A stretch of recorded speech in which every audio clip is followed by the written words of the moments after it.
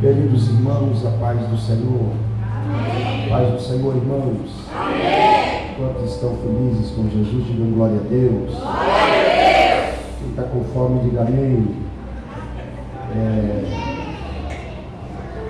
O tal do crente, irmão, nunca está satisfeito, né? Bênção, bênção. Bom, Deus abençoe, tá bom? A todos os irmãos, para nós é uma alegria chegarmos aqui mais uma vez para adorarmos ao Senhor. Aproveitando que você está em pé, Atos dos Apóstolos, capítulo 1, eu vou refazer a leitura que o nosso líder aqui fez, tá bom?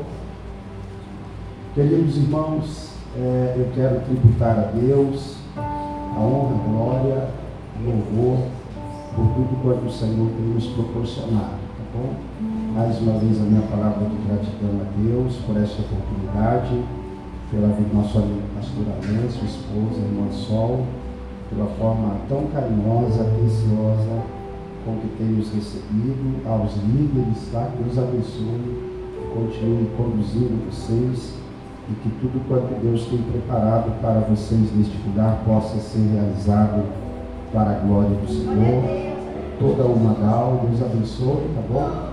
E vocês continuem firmes e animados aí na presença de Deus, desfrutando a cada dia daquilo que Deus tem a vocês. Aos pastores, obreiros que aqui também estão, que Deus abençoe a todos, tá bom? Fica aqui a minha palavra de consideração, respeito a todos vocês, para a glória de Deus. Atos dos Apóstolos, capítulo de número 1. Quem encontrou, diga eu vou para o céu. Eu vou para o céu. Quem não encontrou, diga eu vou também. Só não pode ficar perdido aí, né? Atos dos Apóstolos, capítulo de número 1, a partir do versículo de número 1, diz assim: fiz o primeiro relato, ó Teófilo, acerca de tudo que Jesus começou a fazer e a ensinar, até o dia em que foi elevado ao céu, após ter dado orientações pelo Espírito Santo aos apóstolos que escolhera. Depois de ter sofrido, apresentou-se vivo também a eles, com muitas provas incontestáveis, aparecendo-lhes por 40 dias e falando das coisas referentes ao reino de Deus. Enquanto participava de uma refeição com eles, ordenou-lhes que não se ausentassem de Jerusalém, mas que esperassem a promessa do Pai, a qual, disse ele, de mim ouvistes.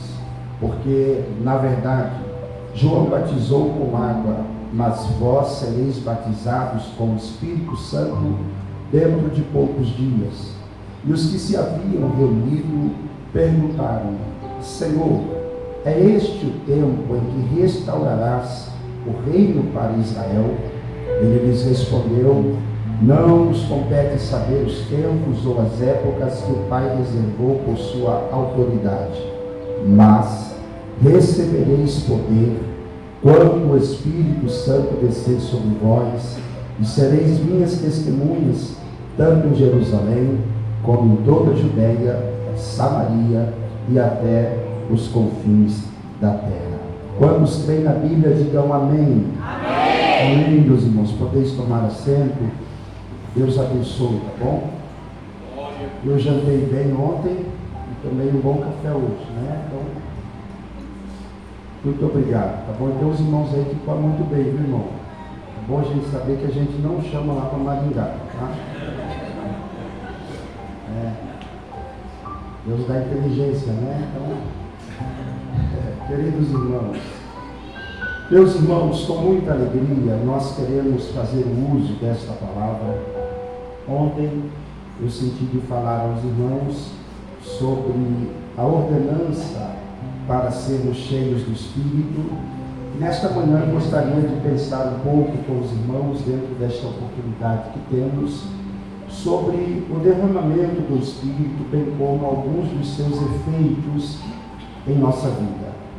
Parafraseando o livro do profeta Joel, capítulo de número 2, a partir do versículo de número 28, que é a narrativa de Joel, e por que não dizer Joel, dos 12 profetas menores do Antigo Testamento, é o profeta que se incumbiu e foi usado por Deus dentro de mensagens atuais, confrontantes, bem como também apocalípticas, mas ele foi um dos profetas que recebeu da parte de Deus a revelação, por assim dizer.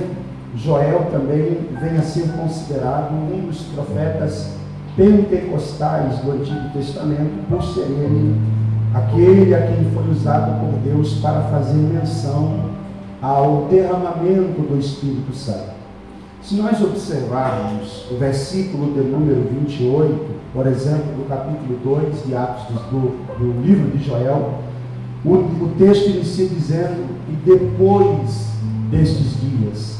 A impressão que Joel nos dá a entender, através da orientação divina, é que aquilo que está para vir, a sequência do texto, a saber, o derramamento do Espírito, se daria depois de alguns acontecimentos, de alguns fatos, de alguns fatores. Quando você lê o livro do profeta Joel, desde o capítulo de número 1, os versículos que antecedem o capítulo de número 2, nós vemos que fica muito evidente qual era a situação do povo. A nação de Judá, o povo de Judá, está vivendo um período muito caótico, muito triste. A manifestação de Deus sobre eles, trazendo-lhes um juízo, uma penitência da parte do Senhor, porque eles estão vivendo de uma forma desordeira, afastados do plano, do querer, a vontade de Deus para as suas vidas, estão entregues aos prazeres, às suas vontades. Você vai ver no texto que a menção de Joel ao povo é tratando um certo povo como um povo também embriagado, na mesma esfera que Paulo tratou ao povo em Éfeso. E ele vai dizer que aqueles que por sua vez se alegravam por causa da bebida em seus dias, agora lamentam, porque a terra por sua vez foi afligida pelo castigo de Deus, e ela não pode produzir os elementos para trazer-lhes a alegria dentro da esfera que eles acreditavam. A agricultura está paralisada. Deus cerrou os céus. Deus cerrando os céus, automaticamente a terra não tem como produzir. O grande problema da nação, do povo de Judá, é que o ambiente de culto, o ambiente de adoração está deserto. Você vai ver no texto do capítulo 1 que fica evidente que o povo parou de apresentar as suas ofertas de libação, os sacrifícios. Afinal, a dificuldade, a escassez é tão grande que nem os elementos para o culto mais eles possuem. E isso não porque Deus está o julgando nesse aspecto, mas é porque todas as vezes que o ser humano deixa de desfrutar e exercer aquilo que Deus quer da sua vida como primazia, automaticamente ele compromete o seu culto, a sua adoração. Logo, a terra não tem como produzir, eles não têm como apresentar em nada ao Senhor por causa dos seus pecados. O texto no livro de Joel vai dizer que os sacerdotes estão de luto, afinal, eles não têm como exercerem o seu ofício, não há condições para isso. E o que Deus está dizendo é que o juízo é iminente. O texto fala de uma sequência de manifestação de 4 tipos de gafanhotos, e a expressão é no campo literal. Deus traz o juízo. Quando nós vemos em Deuteronômio, capítulo 28, versículo 38 e 42, fica muito claro uma certa feita em que o próprio Moisés disse que se Deus quisesse, Deus poderia usar os gafanhotos para subjugar o seu povo. O que Deus está mostrando é que Deus pode usar até mesmo um inseto que sozinho não aponta muita dificuldade, nem tampouco um problema.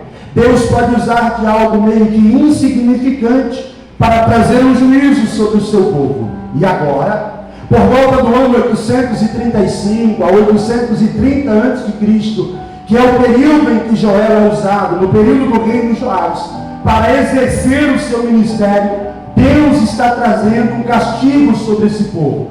E na sequência em que os gafanhotos são manifestos entre o seu povo, há uma ruína. E por onde eles passam, o que resta é uma totalidade terrível. E o grande problema não é isso. O problema é que a palavra de Deus ao seu povo é que vai chegar o dia do acerto de contas. Que o grande dia do Senhor vem. E quem poderia escapar desses dias? Se você pegar o capítulo de número 2, a partir do versículo de número 1 até o versículo de número 11, você vai ver a descrição de como seria este castigo. Deus diz ao seu povo que trariam os seus inimigos, trariam pessoas que invadiriam a nação de Judá, os destruiria, os colocaria em ruína, não haveria para eles esperança. A partir do versículo 12 você vê o texto dizendo que haveria uma escassez, uma fome. O povo não teria como recobrar ânimo, afinal, faltaria-lhes em sua totalidade o alimento. Há sobre eles uma marca, um peso. O juízo de Deus é iminente. O que Deus agora, por sua vez, faz é manifestar-lhes uma nova oportunidade, dizendo: é necessário que vocês se arrependam. Deus convoca o seu povo ao arrependimento.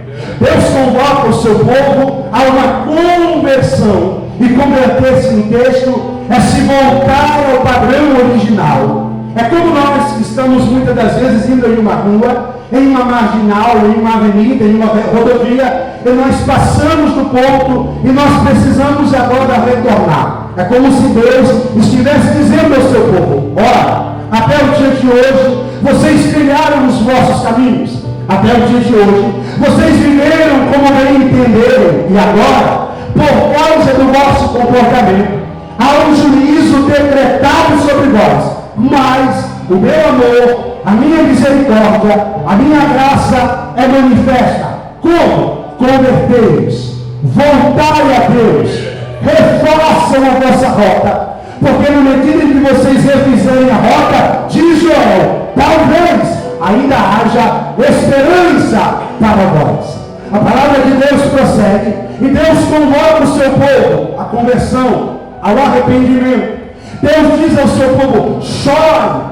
Deus convoca as lideranças dizendo: chamem uma assembleia, convoquem o povo de Judá, expressem a eles a fúria, a ira de Deus, e digam-lhes: o juízo é iminente. Mas se eles se arrependerem, se eles confessarem os seus pecados, se eles rasgarem o vosso coração, ou seja, se eles se humilharem diante do Deus Todo-Poderoso, Deus pode reverter a sentença em bênção. Aí quando nós chegamos no versículo 28, pois o texto vai nos dizer que Deus ele atende o clamor do seu povo, e Deus nos faz promessa, dizendo: eu trarei então um tempo de prosperidade, eu trarei a vós um tempo de libertação, eu trarei a vós um novo tempo de júbilo, de cântico, de alegria. Eu trarei a vós um novo tempo de provisão, porque o meu povo se arrepende, se humilha, se converte, confessa seus pecados. Logo, Deus está dizendo: eu farei novamente uma aliança convosco. Aí o versículo 28 diz: depois destas coisas, quais coisas?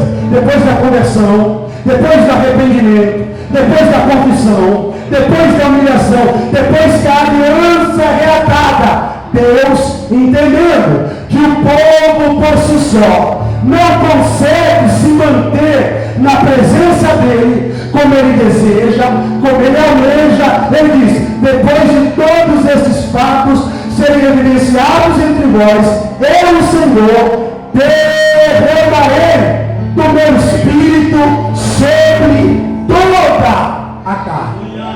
Agora preste atenção, porque Joel faz aqui uma narrativa, uma expressão bíblica que aponta para um tempo. Nos dias de Joel não houve esse derramamento do Espírito, não foi para os seus dias, mas foi para um tempo de conversão, foi para um tempo de compreensão de um novo tempo na história de Judá. Quando se deu isso? Se deu quando veio no contexto do povo de Israel, do povo de Judá, o nascimento do Messias, Cristo. Quem não se lembra que Ageu também profetizou, dizendo que a glória da segunda, ou por que não dizer da última casa, seria maior do que a primeira. O que foi a glória da primeira casa? A glória da primeira casa foi o templo construído por Salomão, sonhado, desejado e arquitetado pelo rei Davi, seu pai. Mas que por causa de ter sido um homem que derramou muito sangue, Deus disse: você não fará, mas o teu filho fará. Salomão constrói o templo, um templo pomposo, maravilhoso, belo, todo entalhado em ouro, marcado com pedras preciosas. Diz-nos a Bíblia no livro de Crônicas, que quando Salomão foi fazer o culto de inauguração do templo, cortar a faixa para inaugurá-lo, diz-nos a Bíblia Sagrada, que enquanto eles oravam, a glória do Senhor se manifestou no templo, de forma que os sacerdotes não conseguiam ficar em pé, logo se curvavam, caíam, se prostravam, porque tamanha foi a manifestação de Deus no dia da inauguração. Você sabe muito bem que o povo de Israel foi muito apegado ao templo, foram muito templistas, religiosos, e a prova é que em Atos dos Apóstolos mais uma vez é manifesto esse sentimento. Por isso Jesus evidencia uma necessidade maior. Logo eles foram levados cativos. Tempos depois, agora esse povo retorna, e a palavra de Deus é: reconstruam o ambiente de adoração. Eles começam, mas por causa das dificuldades, das crises, das perseguições, logo eles param, desanimam. Deus levanta o profeta Ageu. Ageu olha para o povo e diz: vocês estão vendo que os céus estão cerrados, vocês semeiam, a terra produz, e o resultado da produção não é suficiente. O salário que vocês recebem é como se colocassem em um saquetel, em uma carteira, em uma bolsa furada. Logo que se coloca, tudo se esvai.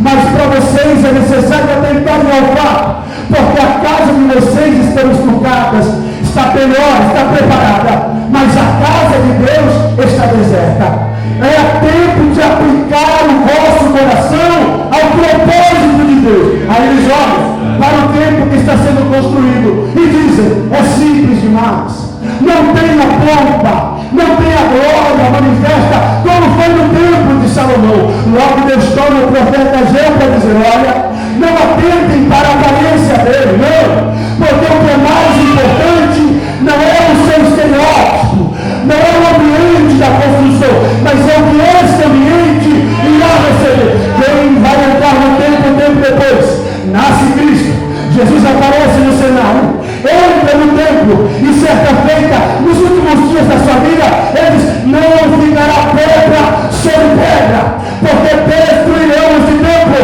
mas em 3 dias eu reconstruirei. Jesus não falava do templo físico, mas falava dele mesmo, dizendo que ele é maior do que o templo construído pelos homens, porque nele está o cumprimento da manifestação gloriosa do poder de Deus. Quando Jesus aparece, a Bíblia vai nos informar que ele manifesta, aplica, inaugura o reino de Deus em meio aos homens. João Batista está nas margens do Rio Jordão pregando o evangelho do arrependimento, que era o mesmo evangelho, a mesma palavra pregada por Joel, dizendo: arrependei-vos, é chegado o dia do Senhor, arrependei-vos, raça de víboras, quem vos ensinou a fugir da ilha vindoura? Eis que o machado está posto à raiz. Toda árvore que dá fruto, ele limpa, ela vai continuar produzindo, mas aquela que não dá fruto, que fruto? De arrependimento, ele apoda, vai lançar para o fogo. Aí João está dizendo: eu vos batizo com água, mas vem um após mim, que é antes de mim, é primeiro do que eu. Antes que ele existisse, ele já existia, e eu não sou digno de desatar as correias das suas sandálias. Enquanto João está pregando, lá vem Jesus, aparece nas margens do Jordão. João olha e fala: eis aí o Cordeiro de Deus que tira o pecado. Jesus inicia o seu ministério, convoca 12 homens, conforme a narrativa de Lucas, no capítulo 1 de Atos dos Apóstolos. Informa-lhes os propósitos do seu reino, os propósitos da vontade do Senhor em meio aos homens. Mas Jesus compreendia muito bem que esses homens não conseguiriam por si só exercerem o ministério. exercendo